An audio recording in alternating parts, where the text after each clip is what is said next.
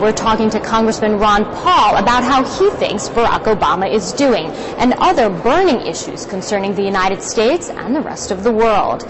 Congressman Paul, thank you so much for joining us. A grade A to F for Barack Obama in these 100 days. Oh, I think his rhetoric's pretty good. His economics are lousy.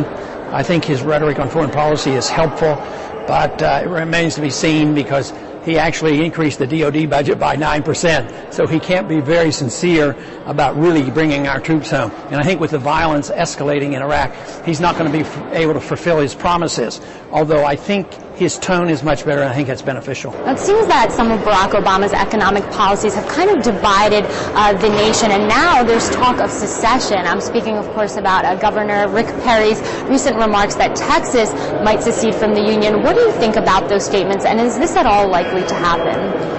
I think that was pure politics. He wasn't serious about secession, but he did mention it as a principle, and I think it's a worthy principle because I think that in a free country you should have the right to leave. If you came into the Union voluntarily, you should be able to leave. But that's been long forgotten. Long time ago, over the Civil War, they virtually canceled that out.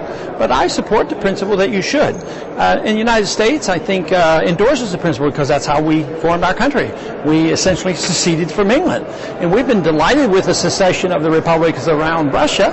When they seceded from the Soviet Union, we expressed a lot of support for that. So the principle of secession is good. And I would like to maintain this because if it becomes too expensive for us to be in the United Nations and the votes are going against us, we ought to have the right to leave, and that's a form of secession.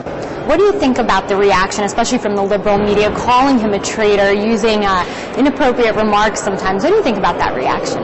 Well, those are the people who love and are endeared to powerful central governments, and it means that they see that as a threat. They want to hold people together and under their thumb by force, and that, of course, contradicts the whole notion of a free society. Now, moving over to foreign policy, we're hearing talk from Washington that it wants to reset relations with Moscow. How can we turn that rhetoric into reality, taking into consideration the issue of ABMs, the issue of NATO expansion, things that are very sensitive to Moscow? We just have to hope and see that this softened approach that this administration has followed is going to follow through with it. I think there is a chance, but there's still a lot of noise coming from the administration, especially when it comes to Pakistan and Afghanistan. So we have to keep our fingers crossed, but it's certainly the language is much better. I think there's a better chance now than there was in the last administration, and I think that is good. But to say that all of a sudden this policy is going to change dramatically, I think it's too early to tell. And speaking about change in policy, can you comment on the NATO exercises in Georgia that are supposed to take place in early May? There's already bad blood between Russia, the U.S., and NATO. Is this going to exacerbate tensions? I mean, why is the United States spending so much money and effort in that region? And you're right to say the United States because NATO is United States, and that's our policy. I think it's a wasted money, especially since we don't have any. We have to borrow that from the Chinese in order to go and do these things to pay and pretend it's a NATO operation. So I think that is just antagonistic. I strongly oppose it. I don't even think we belong in NATO. I think if they need a pack of countries in Europe, they should do it, but not with our help. Because my position is we are even, not only should we back off from moving in that direction of getting involved in the countries and republics that's very close to the Russian border, I think we should leave Europe. And we'll have to, just like the Soviets had to break up their system for financial reasons. Eventually, the United States will have to do the same thing. And that's why I've always been preaching that the best way to follow fiscal conservative views is to change our foreign policy and not spend so much money just getting ourselves into more trouble.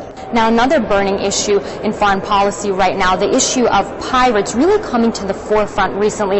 You seem to have an age-old solution on how to confront those Somali pirates. Can you elaborate on that? Well, it's an age-old in the sense that it's a couple hundred years old, but it contradicts the really old-age solution is that when violence occurs, people want to go to war, and they expand the problem. What I want to do is prevent the very old-age solution of invading Somalia and solving these problems. So the the process that I'm advocating is to look at our Constitution, which advocates letters of marque and reprisal, which gives limited power or deputizes the people who are in danger, that is the ship owners and the ship captains, so that they can carry weapons and defend themselves. It's pretty silly to think that 4 or 5 teenagers or young men can take over a huge vessel worth hundreds of millions of dollars and they don't even put up a fight.